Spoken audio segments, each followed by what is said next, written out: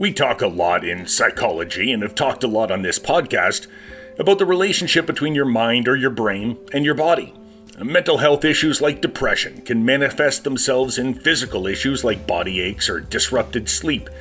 Physical health problems like chronic pain can result in mental health issues as well. So what happens when we become intentionally aware of this interplay and to the signals that our body is sending us?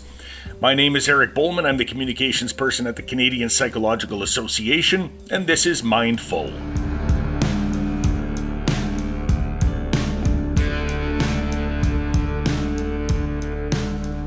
A new book called The Mind-Body Way explores the way embodiment, that being the awareness of your body's response to stress or to overwork, can help people who are taking on leadership roles in their lives.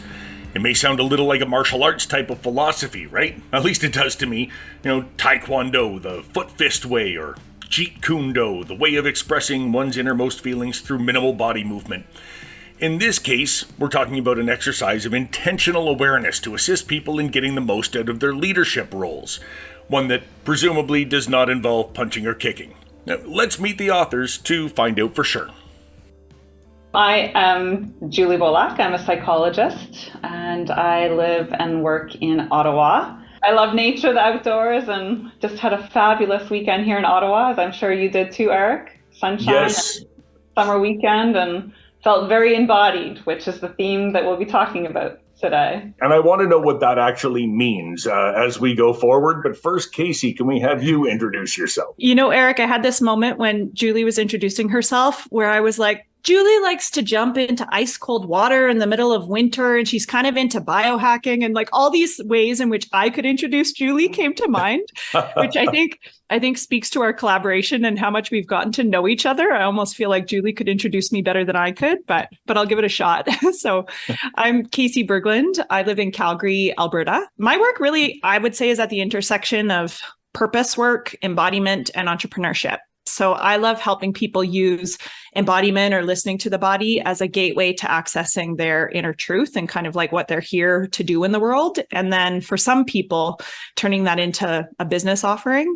And so, I think before you hit record, you said quite interdisciplinary team we've got here. It's very true. And I'm grateful that we get to each bring our gifts to the table for this project. And so let's just start by talking about the project itself. You've got a book out. What is it called and what is it intended to do for the reader? Our book is called The Mind-Body Way, The Embodied Leader's Path to Resilience, Connection, and Purpose. And it's really for the leader who has felt a call to do leadership differently. Maybe they've had a health issue, a loss in their family, or have experienced overwhelm or burnout, something that has led them to feel like there's got to be another way. And so our book is really about helping leaders bring their body on board, listen to their body wisdom as a pathway and a tool to experiencing what we think is a better way to do leadership, one that's more connected, where we experience more resilience, where there's more meaning and purpose and fulfillment in that leadership path. Yeah, no, that summarizes it really well, Casey. I think it's a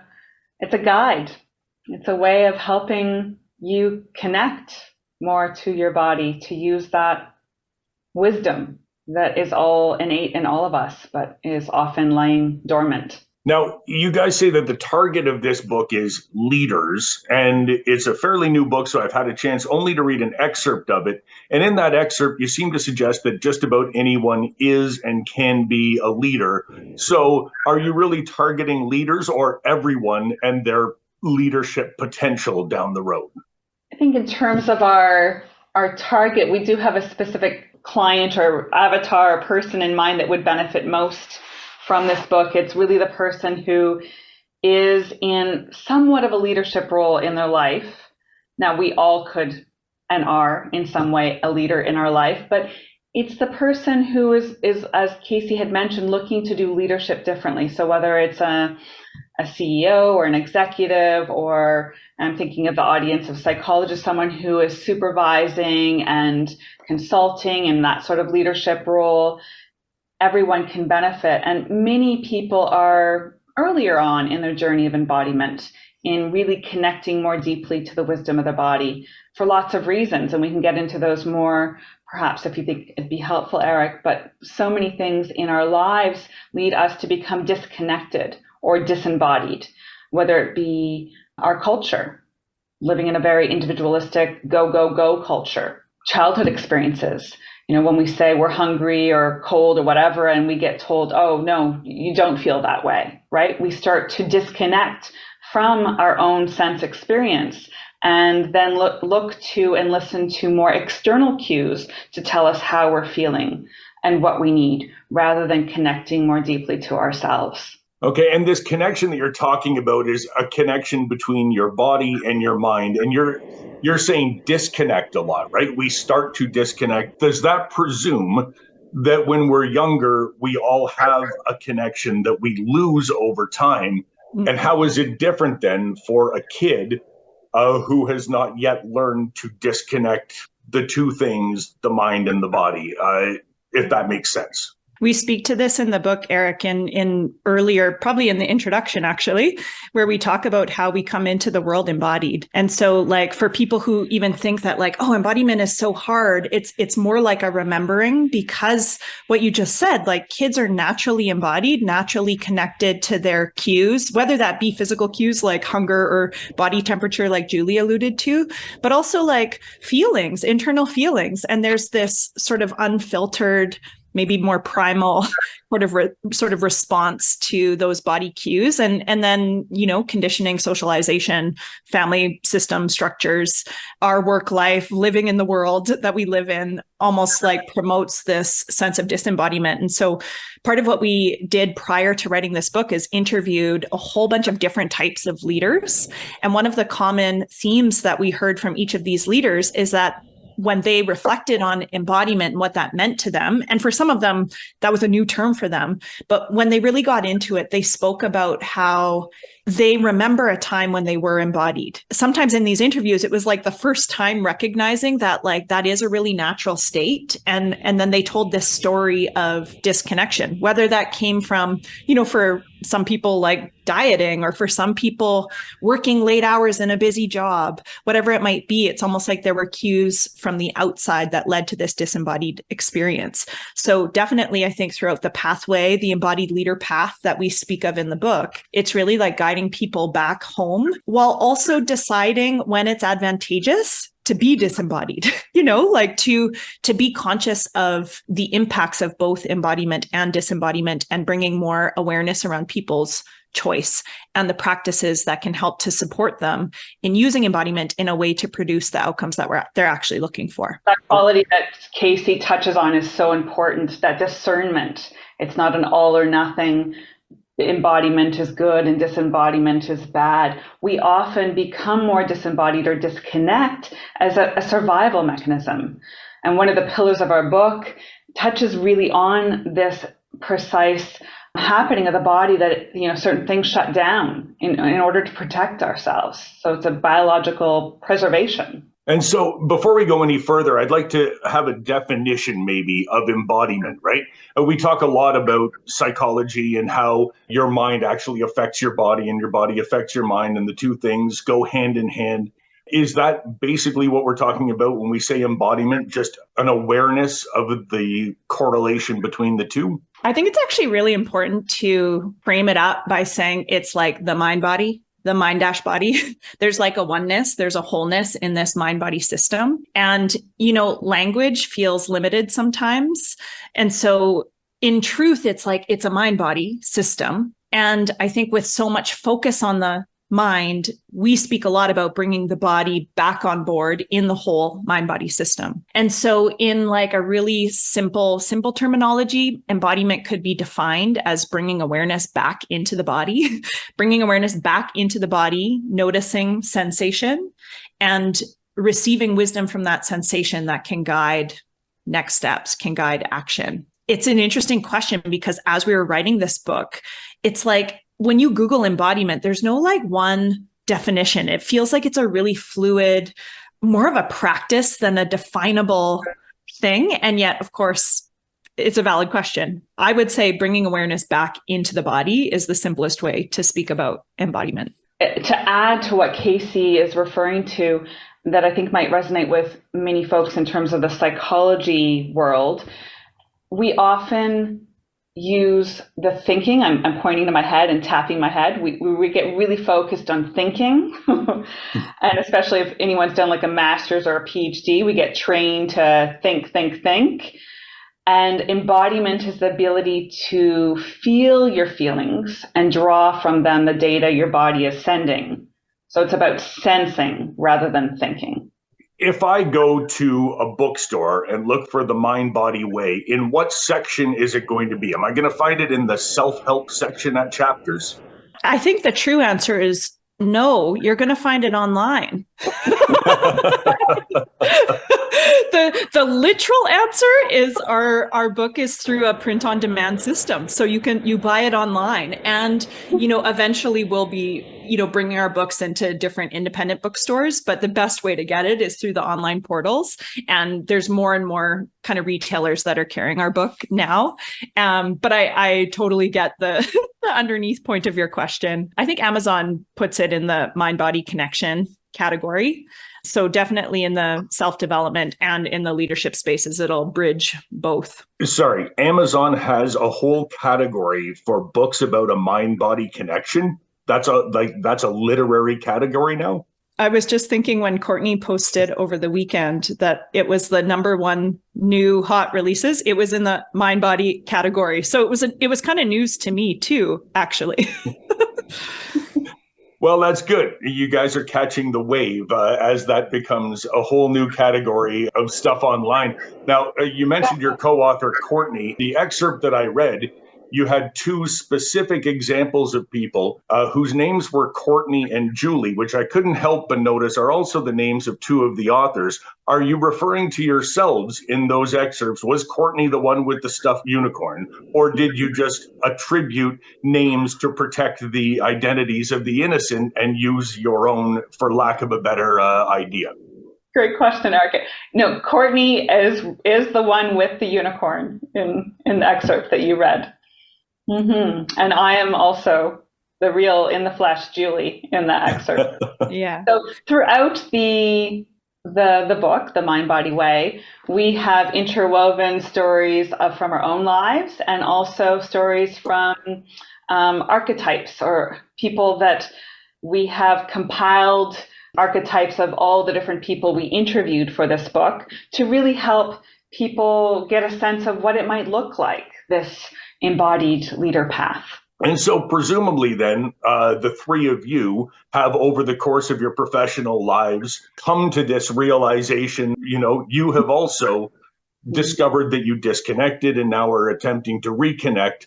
And I'm wondering for each of you, how has that looked over the course of your professional lives since you first started working until today? How is today different than, say, 10, 15 years ago? If you're even old enough to have been in the workforce 10, 15 years ago. The disembodied sort of pathway in my working world. And let me just say it's an ongoing journey. Like last week when we had our book launch, I was feeling in my body this like pushing up against an edge of stress and feeling like this pressure to like do more. And yet my body was like, I'm done. And so I guess I want to start there, that for me, it's a practice that's ongoing. And I would say I just have more awareness of my body's signals sooner. Like, for example, I felt that edge of busyness last week, and there was a lot happening, right? We're each running our own businesses and living our own lives in addition to putting this book out into the world. But what I really noticed after the weekend is I only needed like a day or two of rest to feel like, oh, there I am. Thank you, body, for giving me those cues that I need rest. Whereas I feel like 10 years ago, I would have missed the early cues that were telling me I can't do more or like take a break. And I would have tried to push myself further and further and further until it would have required a lot more than just a day or two of rest to feel like I could come back into inspiration and presence and a groundedness. So I think for me, there's a big connection to how I navigate stress that has shifted hugely over the last decade. Yeah, that resonates deeply with me, as you know, Casey. Through the past 3 years of the co-writing process of this book, Casey and I actually did not know one another prior to starting on this project. And now we know each other very well after co-writing together every week for the past 3 years. So the journey towards more embodiment it's also ongoing in my life. And I've noticed not just that I'm more attuned to the very subtle cues of connection and disconnection and more expansion versus contraction, letting me know where I want to move towards in my life, what's okay, what I want to invite more of, and where I want to back away from or set more boundaries for. It certainly has helped with that. And as a result, it's less about just making do and kind of getting through stuff. That was my old kind of default way of being of, I can do this. It'll just require an extra hour of yoga tomorrow or something to get back into my body. Instead, it's like, I could do that, but I don't need to anymore. I can choose instead a more whole body way of being. A more of a presence, and okay, if this doesn't work, this is like some sort of toxic energy, whatever it may be, I actually don't need to subject myself to that anymore. So it's a discernment, not just in terms of listening to the cues of my body, but in terms of action. So it's very much an active process of choosing different ways of showing up in our lives so that we can not just be more productive and happier and all the rest of it, but have an energy that I think others in my life actually want to spend more time around too, that you tend to attract more of what you put out. So if you want to be happier, well, it takes kind of showing up with more happiness. Is there a flip side to that though, right? I mean, if you attract what you're putting out, then presumably you're also repelling that which you don't want to put out. Does that then cause other problems if you are cutting people out of your life, for example, or you're, not accepting that job that they want you to do at work or that kind of thing? Or is that even what we're talking about? It is. I think you raise a really interesting point, Eric. With every choice we make, there are consequences, and they're not always easy. I would say, though, the choice to become more connected to what really matters and listening to the wisdom of my body has led to some changes in relationships, work, personal, etc., that have not been easy and that have been extremely beneficial to my well-being and just my sense of ease in the world. Like life is difficult, but it doesn't have to be so difficult. We can find more ease. And I think we find that when we're honest with ourselves, when we give ourselves permission to really be authentic. Casey, you were saying that you have noticed over the course of, trying to be more mindful of how your body's sending you signals, that you see these signals earlier. I'm hoping you can give me an example or two of what those signals feel like, what you notice specifically that then tells you down the road, okay, I better be doing something differently, or this is where I should be going. I mean, I'll use last week as an example, feeling like just there was a lot happening, very busy, right? And I felt kind of tired when I woke up, like I could use more sleep. So my body was like, I'm tired, give me rest. I also tend to feel sensation a lot in my chest. My chest tells me a lot about where I'm at, where like it can get really tight. That's where I tend to hold stress, or when I feel like there's too much going on, my chest can constrict and tighten, and I have a hard time like getting a full breath. So I started to notice that happening last week in particular. And then like tension that comes through my neck and shoulders. So for me, when I'm in I'm like, ooh, I need space. It really shows up in my energy levels, in my neck and shoulders, and in my chest. But there's other signals I get in moments that are maybe like more subtle. I think about when it comes to, we're all in a world where we're asked to, go out for coffee with a friend or book a meeting for a work thing, right? There's always these options for saying yes or no to a request. And for me, Julie spoke about expansion and contraction. For me, there's like a real clear way in which I feel a yes in my body versus a no. And it feels more subtle. Like, yeah, sometimes it's a hell no and a big contraction in my body, but sometimes it's just this like tightening that I feel overall versus an excited, expansive, like open. Even as I talk, I'm using my hands and I'm opening up my body. It's like we all do that because our bodies have their own way of expressing. So I find that I feel things in subtle ways and in big ways. And, Eric, you wouldn't know this about me, but I actually was a dietitian for a decade. And so my gateway into embodiment was helping people to connect with their bodies around food and eating. And it was amazing to me how many people didn't know if they were hungry or not, or what hunger felt like. Whereas if you think of a baby, like a baby roots for milk when they're hungry and then they stop.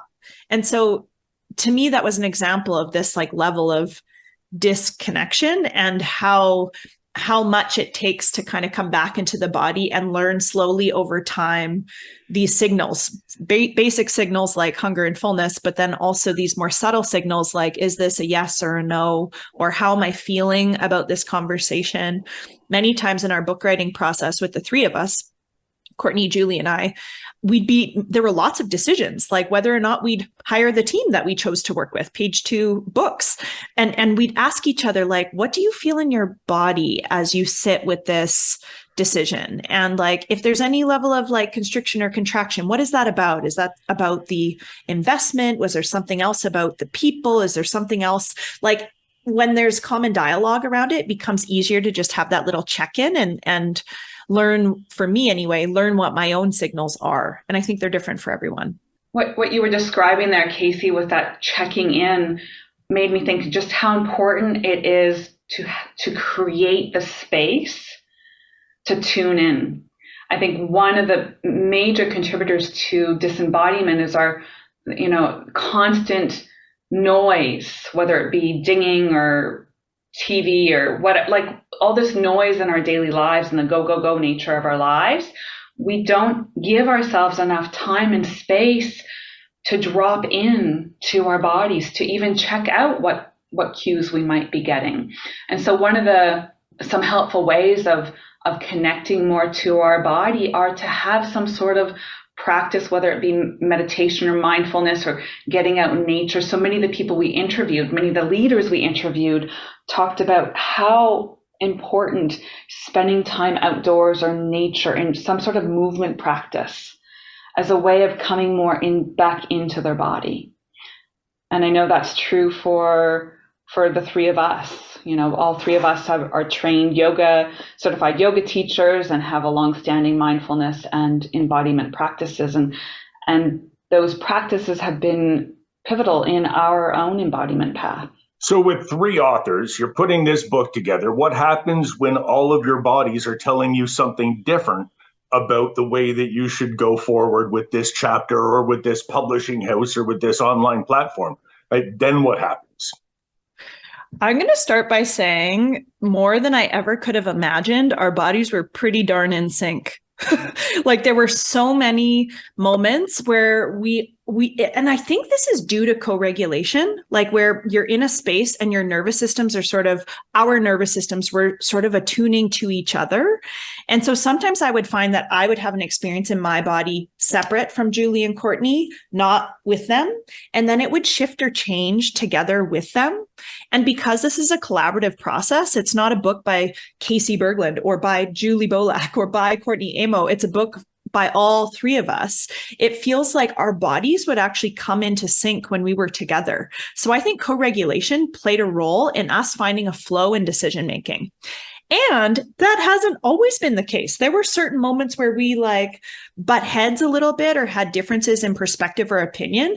Julie, do you want to talk about those moments? Like how we handled those? Is it fair for me to toss that in your court? Sure, why not, Casey? I'll get you back. I'm just kidding. Honestly, I want to echo what Casey said. Like we've certainly had differences in opinions, but as Casey expressed, I can't imagine a more beautiful co-writing experience. And so the disagreements have been I'm trying to think of An example. I can't even think of a concrete example, Case. I can think of one. We were in the editing process Oh, and we were collecting feedback together to send to our editor publisher team. And there was something that one of the authors, one of us, had put into the edits that really felt like it was out of alignment with the values of another author. And there was I can't have that in there. And so a bit of a rubbing up against each other's edges. Yeah. And I think because of us walking the talk of embodied leadership, aka building trust and care and, being in connection with one another, part of embodiment is being able to hold space for discomfort. So we just okay, great. What is it about this that doesn't feel right? What can we do about it together? And honestly, we would just nip those moments in the bud as they arose in a really fluid way. I wish I could tell you, I don't know, there's a part of me that's wants to be more real and vulnerable and give you the dirt on our collaboration, but it actually has been so in flow, I think, because of our embodiment practice, which, Julie, I think you said something earlier, embodiment helps us to have a higher state of consciousness. And when we're looking at things from a higher state of consciousness, our egos are not running the show. No. So each of our need or desire to be right in certain instances that may have come up in a different collaboration, it's that need to be right got to kind of melt away in service to the higher purpose of the book and in service of each other. So we could meet each other, and there are moments where it's okay, I'll just let that go. I might not agree with this, and it's okay. It's going to be fine. That's the one thing that I've told my kids their entire lives when it comes to a situation like that is, would you rather be right or would you rather be happy? Right? And if you have to choose between one or the other, try to choose happiness, right? Brilliant advice. Totally. Yeah. So if one of us was really firm on something, we could sense in our bodies that they really cared about it. And the other two would be of course, that matters to you. I support you in that. Let's do it, I find it amazing that you say that over the course of 3 years together, writing this book, that, you guys ended up sort of, I guess, syncing up in a way, the way that you all felt about these things. And you did this from across Canada, right? Casey, you're in Calgary. Julie, you're in Ottawa. Your co-author, Courtney, is in Moncton. You're basically syncing up over Zoom, are you not? Have you guys even met in person before this book launch actually comes out? So the three of us together, no. We had several attempts, but due to the nature of the past few years, each time they were thwarted. So although interestingly, Casey and I met for the first time just about a month ago in Costa Rica when she was finishing up her trip there and I was just arriving. So we had some overlap, and yeah, it was an incredible first meeting in person. Courtney and I go way back, and Casey and Courtney knew one another through yoga teacher training in India. So we each have a history. I think that has facilitated this beautiful collaboration. Man, I mentioned Moncton and Calgary, and you went with Costa Rica and India, really trying to make this a global thing. Aren't you? Eric, I never even thought of that. You're right. We couldn't even just meet for the first time, Julie and I, and in the middle in Canada somewhere. It's no, I'll meet you in San Jose, Costa Rica, before you get on another plane. Right? Yeah. And your other co-author, you met in India, of all places, Canada and the global village. I like it. In that case, you guys haven't, all three of you met. Now, I understand you have you said you had a book launch recently. The book was just published, I think, a couple of days before we're talking here today. But I also saw you have a book launch scheduled for May 29th. Is that the big one?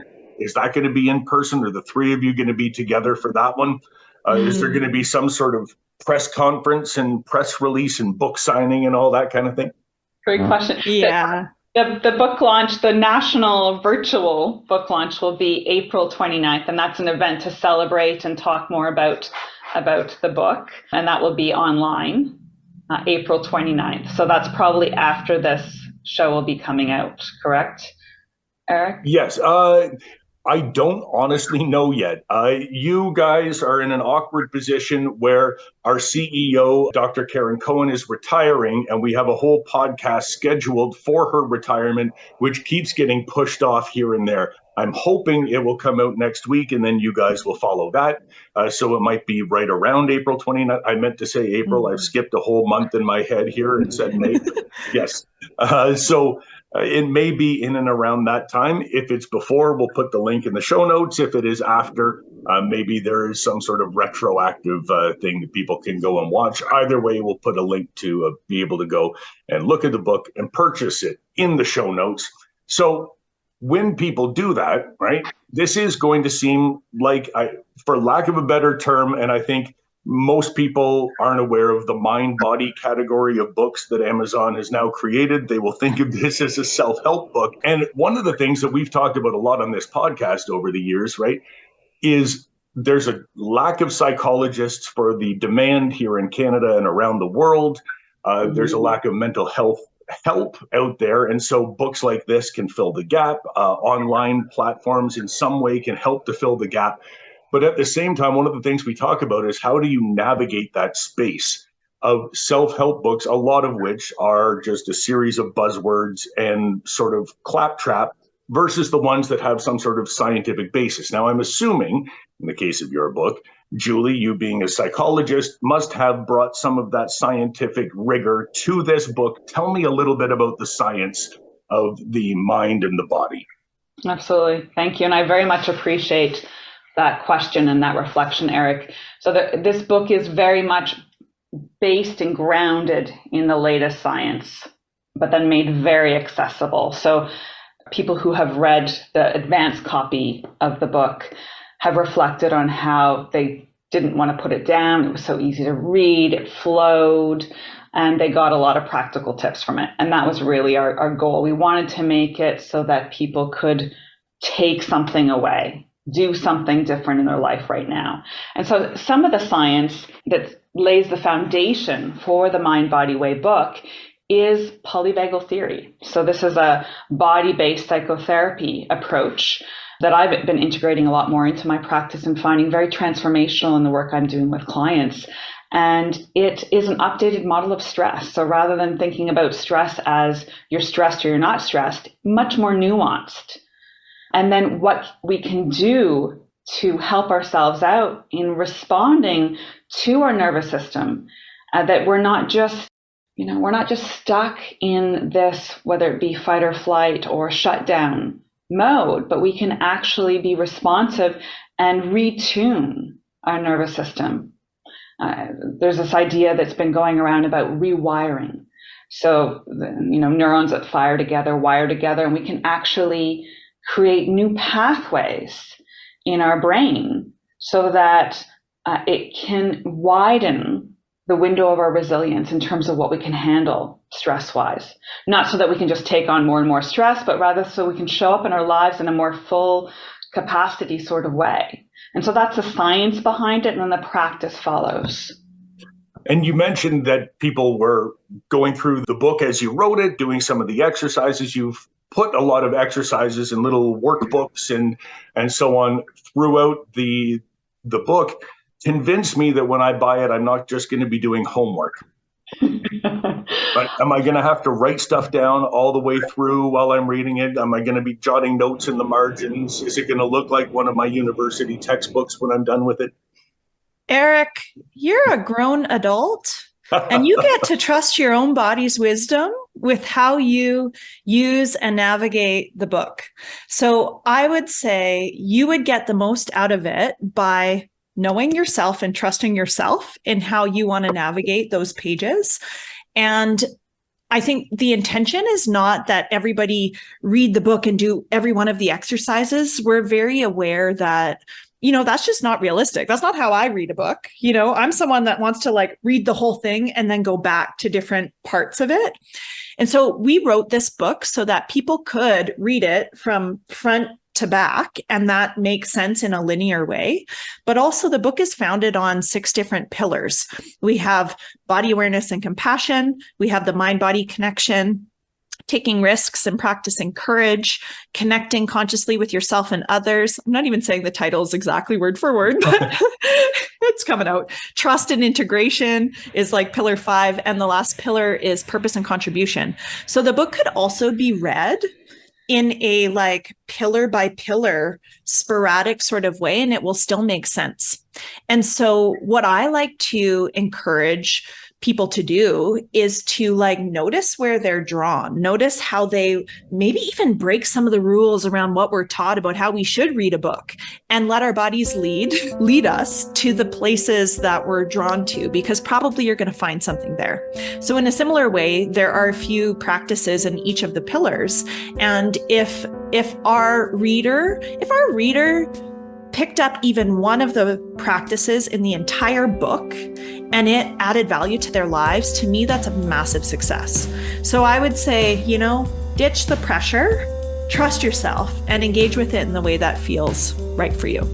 If you're interested in picking up The Mind Body Way, visit the link in the show notes and then read it in your own way. Thanks to Dr. Julie Beaulac and Casey Berglund for joining me today, and to their co-author Courtney Amo. Today's episode was written, hosted, and published by me, Eric Bowman. Our producer and editor is Jamie Montgomery, and our theme music is Avenues by David Taylor.